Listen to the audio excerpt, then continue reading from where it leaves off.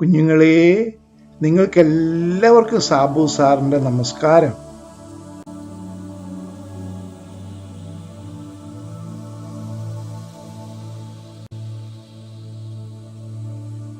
ഇന്ന് ഞാൻ പറയാൻ പോകുന്ന കഥ ആരുടെ കഥയാണെന്നറിയാമോ? ബാലനായ സാമുവേലിൻ്റെ കഥയാണ്. ദൈവം സാമുവേലിനെ നല്ല ഉറക്കത്തിൽ വിളിച്ചു. സാമുവേലേ, സാമുവേലേ, സാമുവേലേ എന്നിട്ട് ചില കാര്യങ്ങൾ പറഞ്ഞു.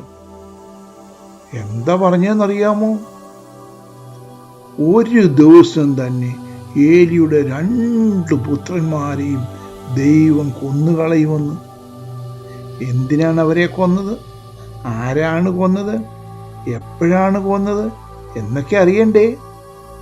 ഈ കഥ എഴുതിയിരിക്കുന്നത് വിശുദ്ധ വേദപുസ്തകത്തിൽ 1 സാമുവേൽ 1-ാം അധ്യായം മുതൽ 4-ാം അധ്യായം വരെയാണ്. കഥ പറയാൻ പോവുക. എല്ലാവരും ശ്രദ്ധിച്ചു കേൾക്കണേ.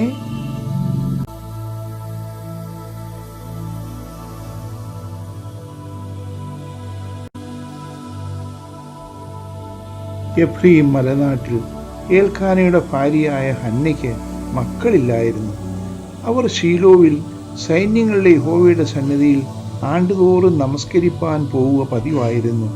ഒരു പ്രാവശ്യം അവൾ പോയപ്പോൾ വളരെ മനോവ്യസനത്തോട് യഹോവയോട് കരഞ്ഞു പ്രാർത്ഥിച്ചു. അവൾ ഒരു നേർച്ച നേർന്നു. സൈന്യങ്ങളിലെ യഹോവേ, അടിയൻ്റെ സങ്കടം നോക്കി അടിയനെ ഓർക്കുകയും അടിയനെ മറക്കാതെ ഒരു പുരുഷ സന്താനത്തിന് നൽകുകയും ചെയ്താൽ അടിയൻ അവനെ അവൻ്റെ ജീവപര്യന്തം യഹോവയ്ക്ക് കൊടുക്കും. അവൻ്റെ തലയിൽ ക്ഷൗരക്കത്തി തൊടുകയുമില്ല എന്ന് പറഞ്ഞു.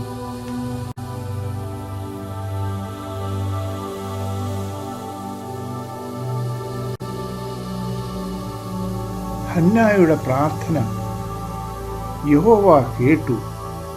ഹന്ന ഗർഭം ധരിച്ച് ഒരു മകനെ പ്രസവിച്ചു. ഞാൻ അവനെ യഹോവയോട് ചോദിച്ചു വാങ്ങി എന്ന് പറഞ്ഞവന് ശമൂവേൽ എന്ന് പേരിട്ടു.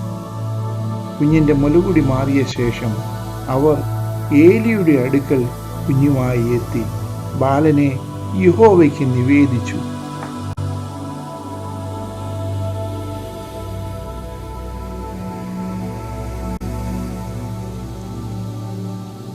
ബാലൻ പുരോഹിതനായ ഏലിയുടെ മുൻപിൽ യഹോവയ്ക്ക് ശുശ്രൂഷ ചെയ്തു പോന്നു.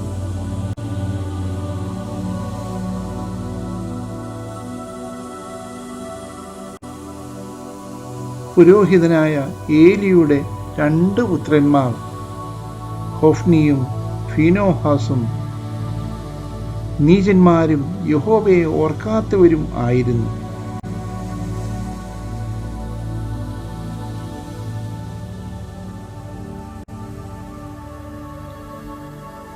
ഈ പുരോഹിതന്മാർ ജനത്തോട് ആചരിച്ച വിധം എന്തെന്നാൽ വല്ലവരും ഒരു യാഗം കഴിക്കുമ്പോൾ മാംസം വേവിക്കുന്ന സമയത്ത് പുരോഹിതന്റെ ബാല്യക്കാരൻ കയ്യിൽ മുപ്പല്ലിയുമായി വന്ന് കലത്തിലോ ഉരുളിയിലോ കുട്ടകത്തിലോ ചട്ടിയിലോ കുത്തും. മുപ്പല്ലിയിൽ പിടിച്ചതൊക്കെയും പുരോഹിതൻ എടുത്തുകൊള്ളും. ശീലോവിൽ വരുന്ന എല്ലാ ഇസ്രായേലിയരോടും അവർ അങ്ങനെ തന്നെ ചെയ്യും.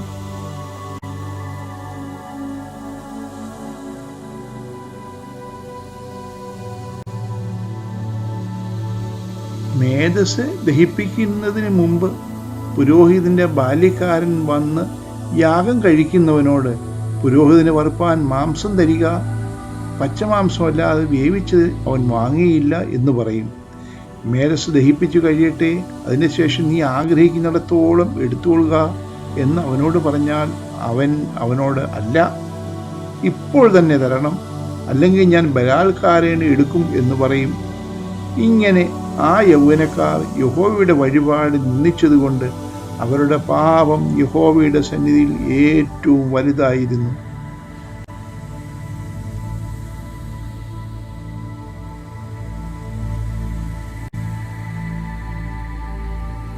ഏലി വൃദ്ധനായാറെ അവൻ്റെ പുത്രന്മാർ എല്ലാ ഇസ്രായേലിനോടും ചെയ്യുന്നതൊക്കെയും അവൻ അറിഞ്ഞിട്ട് അവൻ അവരോട്, നിങ്ങൾ ഈ വക ചെയ്യുന്നത് എന്ത്?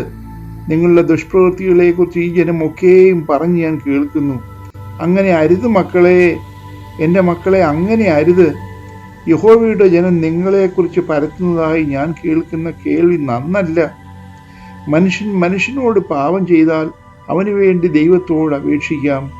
മനുഷ്യൻ യഹോവയോട് പാപം ചെയ്താലോ അവന് വേണ്ടി ആർ അപേക്ഷിക്കും എന്ന് പറഞ്ഞു.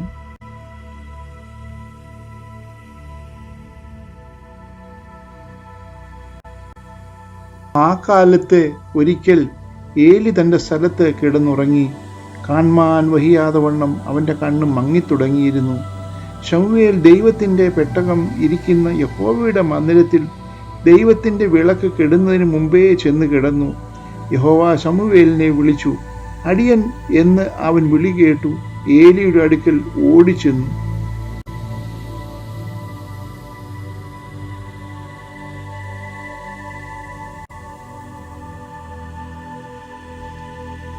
അടിയൻ ഇതാ എന്നെ വിളിച്ചുവല്ലോ എന്ന് പറഞ്ഞു. ഞാൻ വിളിച്ചില്ല, പോയി കിടന്നുകൊള്ളുക എന്ന് ഏലി പറഞ്ഞു. അവൻ പോയി കിടന്നു.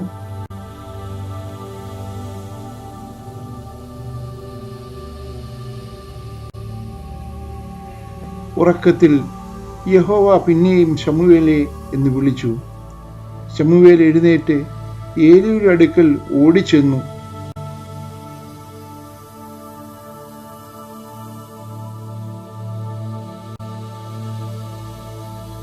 അടിയൻ ഇതാ എന്നെ വിളിച്ചുവല്ലോ എന്ന് പറഞ്ഞു.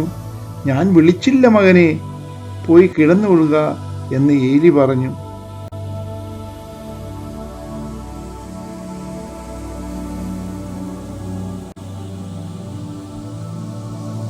ശമൂവേൽ അന്നുവരെ യഹോവയെ അറിഞ്ഞില്ല. യഹോവയുടെ വചനം അവന് അന്നുവരെ വെളിപ്പെട്ടതുമില്ല. യഹോവ ശമൂവേലിനെ രാത്രിയിൽ 3-ാം പ്രാവശ്യം വിളിച്ചു.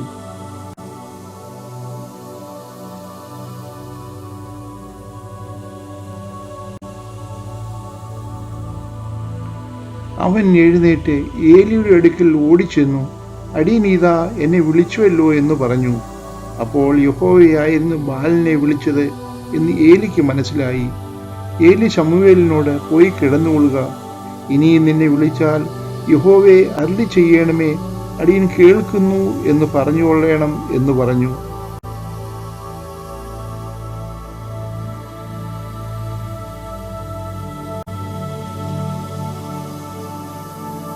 അങ്ങനെ ശമൂവേൽ ദൈവത്തിൻ്റെ പെട്ടകം ഇരിക്കുന്ന തൻ്റെ സ്ഥലത്ത് ചെന്ന് കിടന്ന് ഉറങ്ങി.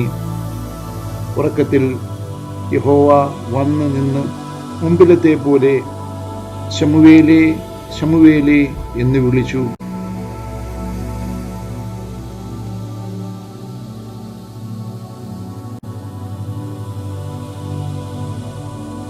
ശമൂവേൽ തിടുക്കത്തിൽ എഴുന്നേറ്റ് നിന്നു. യഹോവേ അരുളി ചെയ്യണമേ, അടിയൻ കേൾക്കുന്നു എന്ന് പറഞ്ഞു.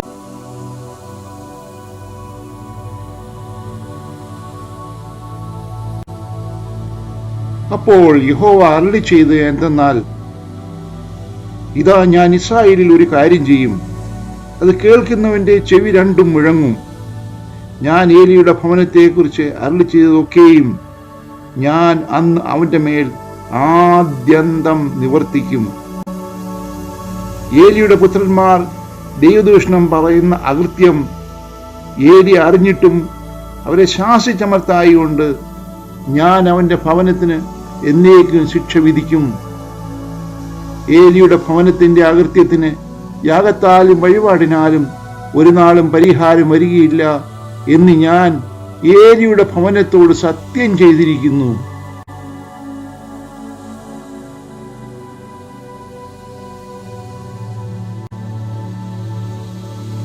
പിന്നെ ശമൂവേൽ അതിരാവിലെ വരെ കിടന്ന് ഉറങ്ങി. എന്നാൽ ഈ ദർശനം ഏലി അറിയിപ്പാൻ ശമൂവേൽ ശങ്കിച്ചു. ഏലി ശമൂവേലിനെ വിളിച്ചു. ശമൂവേലേ, മകനെ എന്ന് പറഞ്ഞു. അപ്പോൾ അവൻ, നിനക്കുണ്ടായ അരുളപ്പാട് എന്ത്? എന്നെ ഒന്നും മറയ്ക്കരുതേ. നിന്നോട് അരുളി ചെയ്ത സകലത്തിലും ഒരു വാക്കെങ്കിലും മറച്ചാൽ ദൈവം നിന്നോട് തക്കവണ്ണവും അധികവും ചെയ്യട്ടെ എന്ന് പറഞ്ഞു. അങ്ങനെ ശമൂവേൽ സകലവും അവനെ അറിയിച്ചു, ഒന്നും മറച്ചില്ല. എന്നാറേ ഏലി, യഹോവയല്ലോ തന്റെ ഇഷ്ടം പോലെ ചെയ്യട്ടെ എന്ന് പറഞ്ഞു.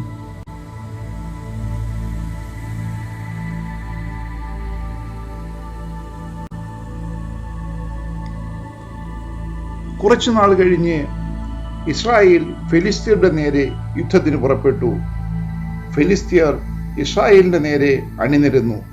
പട പരന്നപ്പോൾ ഇസ്രായേൽ ഫെലിസ്ത്യരോട് തോറ്റുപോയി. ഇസ്രായേൽ സൈന്യത്തിൽ ഏകദേശം 4000 പേരെ അവർ പോർക്കളത്തിൽ വെച്ച് സംഹരിച്ചു.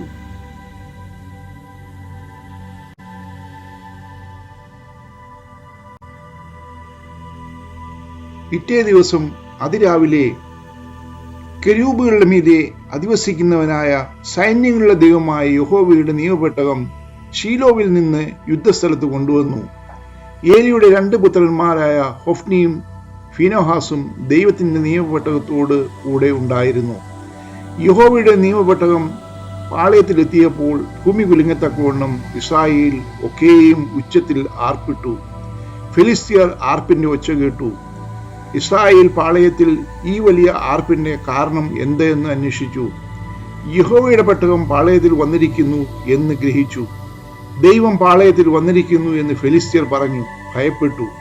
നമുക്ക് അയ്യോ കഷ്ടം, ഇങ്ങനെ ഒരു കാര്യം ഇതുവരെ ഉണ്ടായിട്ടില്ല. നമുക്ക് അയ്യോ കഷ്ടം, ശക്തിയുള്ള ഈ ദൈവത്തിന്റെ കയ്യിൽ നിന്ന് നമ്മെ രക്ഷിപ്പാൻ ആർക്ക് കഴിയും? പക്ഷേ പട തുടങ്ങിയപ്പോൾ ഇസ്രായേൽ തോറ്റു.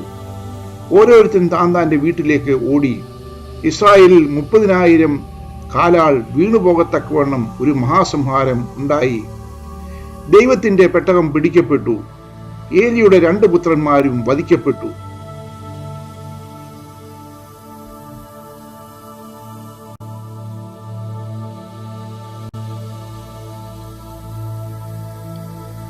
അന്ന് തന്നെ ഒരു ബെന്യാമീന്യൻ പോർക്കളത്തിൽ നിന്ന് വസ്ത്രം കീറിയും തലയിൽ പൂഴി വാരിയിട്ടും കൊണ്ട് ഓടി ശീലോവിൽ എത്തിച്ചേർന്നു.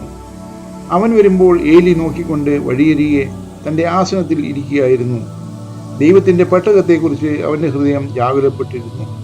ആ മനുഷ്യൻ പട്ടണത്തിൽ എത്തി വസ്തുത പറഞ്ഞപ്പോൾ പട്ടണമെല്ലാം നിലവിളിയായി. ഏലി നിലവിളി കേട്ടപ്പോൾ ഈ ആരവം എന്ത് എന്ന് ചോദിച്ചു. ആ മനുഷ്യൻ ബന്ധപ്പെട്ടു വന്ന് ഏലിയോട് വിവരം അറിയിച്ചു. ഏലിയോ 98 വയസ്സുള്ളവനും കാണുവാൻ വഹിയാതെ വണ്ണം കണ്ണുമങ്ങിയവനും ആയിരുന്നു.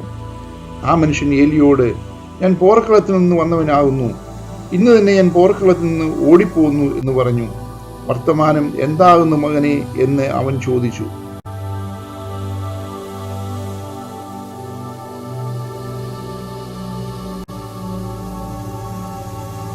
അതിനെ ആ ദൂതൻ, ഇസ്രായേൽ ഫെലിസ്ത്യരുടെ മുമ്പിൽ തോറ്റോടി, ജനത്തിൽ ഒരു മഹാസംഹാരം ഉണ്ടായി. നിന്റെ 2 പുത്രന്മാരായ ഹൊഫ്നിയും ഫീനഹാസും പടയിൽ മരിച്ചുപോയി. ദൈവത്തിന്റെ പെട്ടകവും പിടിപെട്ടുപോയി. ദൈവത്തിന്റെ പെട്ടകം പിടിപെട്ടുപോയി എന്ന വസ്തുത ഏലി അറിഞ്ഞപ്പോൾ പടിവാതിക്കൽ ആസനത്തിൽ നിന്ന് പിറകോട്ട് വീണ് കഴുത്തൊടിഞ്ഞു മരിച്ചു. അവൻ വൃദ്ധനും സ്ഥൂലിച്ചവനും ആയിരുന്നു.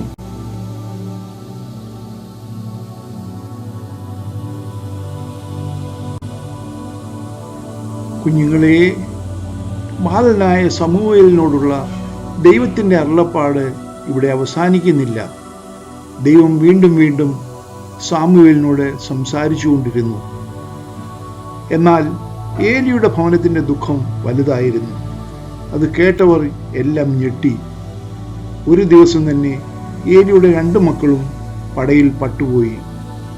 ഈ വിവരം അറിഞ്ഞ ഏലി ഇരിപ്പിടത്തിൽ നിന്ന് പുറകോട്ട് വീണ് കഴുത്തൊടിഞ്ഞു മരിച്ചു.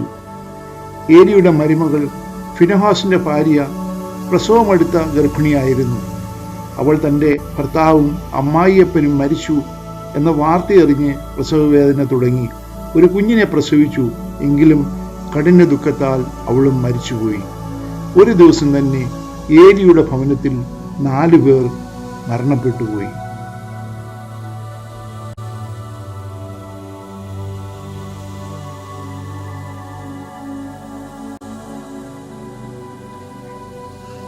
ഈ കഥ എന്തു പാഠമാണ് നമ്മെ പഠിപ്പിക്കുന്നത്? 1. ഹന്ന ദൈവത്തോട് കരഞ്ഞു പ്രാർത്ഥിച്ചു. ദൈവം അവളുടെ പ്രാർത്ഥന കേട്ടു. 2. ഹന്ന തന്റെ ആദ്യജാതനെ യഹോവയ്ക്ക് നിവേദിച്ചു. മച്ചി എന്ന് വിളിച്ചവൾ വീണ്ടും 3 പുത്രന്മാർക്കും 2 പുത്രിമാർക്കും ജന്മം നൽകി. 3. ശമൂവേൽ ബാലന് യഹോവ പ്രത്യക്ഷപ്പെട്ടപ്പോൾ അവൻ കിടന്നിരുന്നത് യഹോവയുടെ പെട്ടകം ഇരിക്കുന്ന സ്ഥലത്ത് ആയിരുന്നു. 4. ലേവി ഗോത്രത്തിന് ലഭിച്ച പൗരോഹിത്യം ഏലിയോടുകൂടെ നശിക്കുവാനുണ്ടായ 2 കാരണങ്ങൾ. 1. ഏലിയുടെ മക്കൾ യഹോവയുടെ വഴിപാട് നിന്ദിച്ചു. 2. ഏലിയുടെ പുത്രന്മാർ ദൈവദൂഷണം പറയുന്ന അകൃത്യം ഏലി അറിഞ്ഞിട്ടും അവരെ ശാസിച്ച് അമർത്തിയില്ല. വീണ്ടും ഒരു കഥയുമായി നിങ്ങളുടെ അടുക്കൽ കടന്നു വരുവോളം നിങ്ങൾക്കെല്ലാവർക്കും നന്ദി, നമസ്കാരം.